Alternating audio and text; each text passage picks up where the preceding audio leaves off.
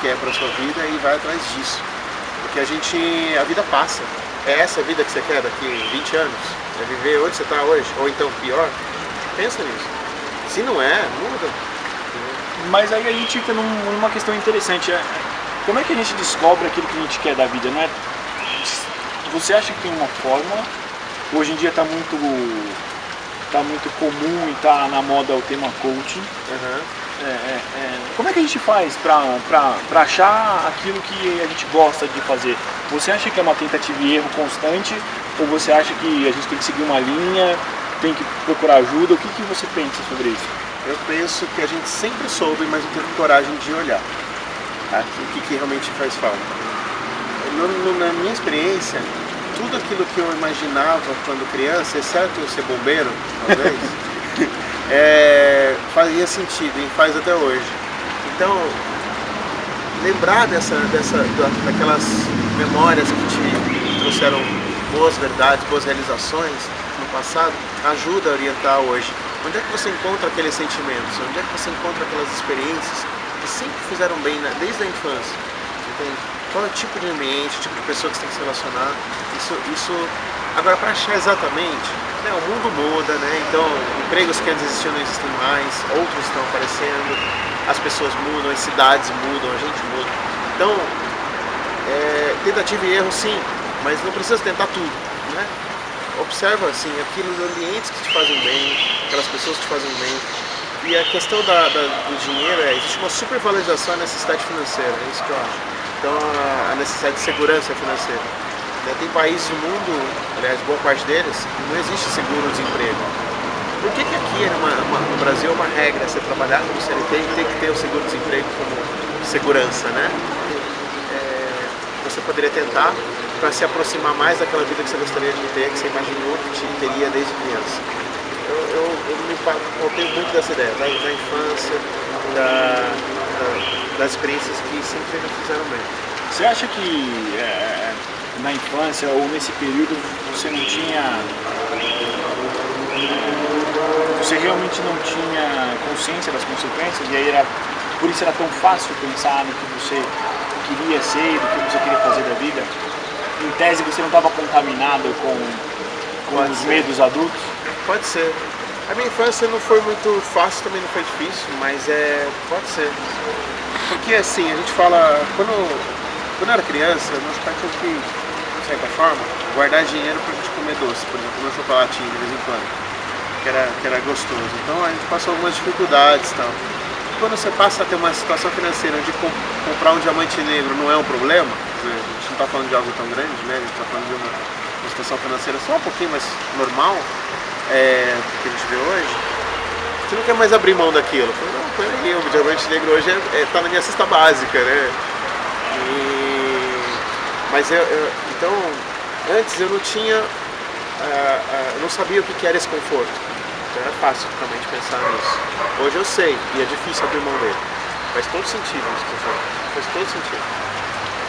Mas eu ainda faço de novo a mesma pergunta. Quando você tiver daqui 20 anos, é essa a vida que você quer? Você acha que essa é uma das perguntas que quando uma pessoa está num momento difícil, quando ele está questionando a vida profissional, a própria vida que ela leva em si, em termos de relacionamento familiar, você acha que é essa a pergunta que ela tem que fazer? Eu acho que essa é uma pergunta perigosa. Por que ela é perigosa? Porque ela vai talvez motivar, em alguns casos pode desanimar a pessoa. Ela pode enxergar um leque tão grande entre o que ela está e o que ela gostaria de estar, ou então talvez ela não tenha 20 anos pela frente. Então, ela é perigosa. Então, mas eu acho que a pergunta talvez sem a idade seja interessante. Você não está vivendo o que você vive hoje, o que dá para mudar? Né? Qual é o primeiro passo? Gostaria de dançar e nunca dançou? Tem uma escola de dança perto da sua casa? Sabe? Ah, não tenho tempo. O que você faz que você gosta menos do que a dança? São pequenos passos. Uma coisa que eu acho muito, muito, muito importante é não apresse as coisas, um passo cada vez, é só. Isso foi algo que você aprendeu com a vida ou sempre foi seu? Eu aprendi com a vida. Bom, vamos supor, você falou que você muda muito rápido, né? Você tem essa facilidade de mudança. Num período de um mês, por exemplo, Um exemplo, né? Um mês. Por exemplo, no dia 5, ou quando acontece alguma coisa que não está previsto, como é que funciona isso para você? Você muda tudo? Você muda o plano inteiro? Você tem um plano para mudar? Ou simplesmente você resolve aquilo e parte para outra coisa? Como é que funciona essa questão da mudança? É uma boa pergunta. Como que funciona essa questão da mudança? Ao mesmo tempo, eu sempre aprendi, desde meu pai, minha família e tal, que a gente tem que ter valores fortes. E ele não falava a palavra valores, ele falava... Na época, meus tios, tá, eles são todos bem italianos, tem uma viés italiana. Então a gente tem que honrar aquilo que a gente fala. E isso é muito forte pra mim. Então, se eu entro num relacionamento, se eu entro num compromisso, eu me sinto...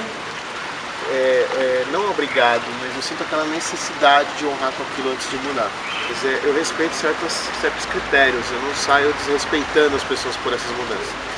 Então, a pergunta se eu repenso isso, eu repenso constantemente. Então, se num dia o dia não foi bom, minha reflexão durante a noite, assim, antes de dormir, às vezes eu escrevo bastante sobre o meu dia. Quase todo dia eu escrevo algo. Você tem um diário? Tenho um diário, eu escrevo meus sonhos, eu tento entender o que eu passei por ali para poder chegar naquele sonho, naquele pensamento. Isso é todo dia. Eu acabo dormindo tarde às vezes por causa disso. Mas com isso eu vou observando, vou aprendendo sobre mim. Sobre as decisões profissionais e pessoais, a mesma coisa. Ah, tô solteiro aqui, tô solteiro porque é uma opção. Ou não estou sabendo me relacionar, o trabalho não está bom, o que eu posso fazer para melhorar e tornar ele melhor?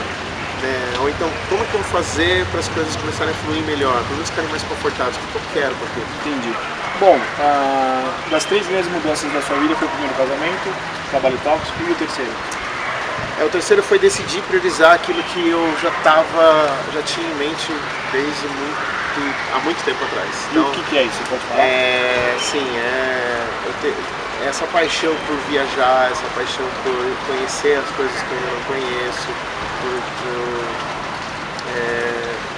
relatar, por poder... Na verdade, eu vou resumir em uma frase. Eu me imagino sendo um voo cheio de história para contar. Entende? Eu ainda não tenho essas histórias, não todas. Algumas você já tem? Algumas eu já tenho. Tipo num case? Eu casei mais de uma vez. Você acha que experiência não se ensina? Não se ensina. Não se ensina. Porque o próprio ato de você se programar ou pensar que em fazer algo já faz parte da experiência. E aí você defronta com medos, dificuldades suas para encarar ela. Como é que está a sua vida hoje? Depois de ter passado por 10 cidades, 2 casamentos, tenho vivido uma vida tóxica. Como é que você considera a sua vida hoje? Hoje minha vida está entrando numa estabilidade, mas ela ainda está em transição. Né? Transição de quê? Ainda estou mudando dessa vida tóxica para uma vida mais saudável, vamos colocar dessa forma. Faz quanto tempo que está em transição? Faz 1 ano e meio mais ou menos.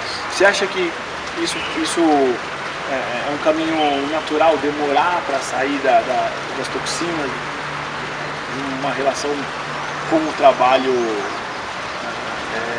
de uma relação tóxica para uma relação menos tóxica? Você acha que demora? É importante ter esse tipo de consciência? Eu não sei dizer se tem que demorar. O que eu percebi é que eu sempre mudei rápido. Esse tipo de transição eu sempre fiz rápido. Então, me incomodou, fui lá pedir demissão, não gostei, terminei o relacionamento. Dessa vez eu quis fazer de uma forma longa, para poder aproveitar essa transição, porque todas as vezes que eu fiz rápido, eu já sei o resultado disso. Então até nessa fase, eu estou tirando aquela ansiedade de querer resolver a mudança logo e deixando ela acontecer. Então me permitir conhecer pessoas, saber se tem a ver mesmo, para poder investir numa relação, tirar a pressa, tirar aquela carência daquele objetivo. Vamos viver aquele caminho, né? Para mim é muito interessante essa sua fala e essa sua experiência, porque na verdade isso não é uma fórmula, né? Não é um livro, não é uma fórmula da felicidade de 5 passos para a felicidade segundo Daniel Carnieri. Não. É simplesmente a sua forma de fazer. Né? Simples. E que até pode dar certo para outras pessoas, mas para você está dando certo. Está dando muito certo. Muito certo. Você consegue dizer hoje, olhando para trás, cara, quais foram os pontos? E aí pode até parecer redundante frente a tudo aquilo que a gente já falou, mas você acha que a sua vida foi muito mais de autoconhecimento do que qualquer outra coisa? Foi um caminho para o autoconhecimento? Sim, eu acho que todas as vidas deveriam ser. Porque às vezes a gente deixa a Globo enganar a gente. Mas eu acho que todas as vidas deveriam ser. Então, porque se você não dedicar a sua vida a você, não estou falando no sentido puramente egoísta, mas envolve o seu ego. Eu quero conversar um pouco sobre isso também. Se você não dedicar a sua vida a você, a quem ela vai se dedicar? Porque ela vai se dedicar a algo. E se você gasta a sua vida vivendo as experiências que você acha legal quando os outros postam no Facebook, ou quando você vê num filme, numa TV, então você está dedicando àquele meio. Você está dedicando a refletir-se em algo, mas não está dedicando a você. Então, isso eu acho. Toda vida deveria ser em autoconhecimento. A minha ainda estou aprendendo, lógico. Vai acabar. A impressão que me dá é que ela, em algum momento, ela virou 100% de autoconhecimento, 100% voltada a você. E aí a pergunta que eu te faço é: como é que a gente consegue, segundo a sua visão? Pra mim tem dois extremos, o egoísmo e o altruísmo. Eu acho que a gente tem que andar no meio deles. Sim. Como é que a gente consegue balizar esses extremos? Eu acho que tudo aquilo que não fere você, né, não fere seus valores, cabe o altruísmo ali dentro. Quais são algumas palavras que pra você fazem sentido você dizer para as pessoas que querem mudar de vida? Segundo as suas experiências. Algumas palavras. É óbvio, né? Não quero que você me diga aqui as 12 leis do sucesso, segundo Daniel Panieri. Vamos inventar agora. 7, vou tentar 7, vamos lá. 7 leis. Não, mude. Primeira regra, mude. Mas muda devagar. Escolhe um tema, mas não muito devagar, não pode parar. Escolhe um tema e muda. Né? Eu acho que a questão da saúde é um bom tema para começar, porque se você não tem saúde, você não consegue fazer o resto. Então é extremamente importante cuidar de si, e é uma coisa que a gente se negligencia muito durante a vida.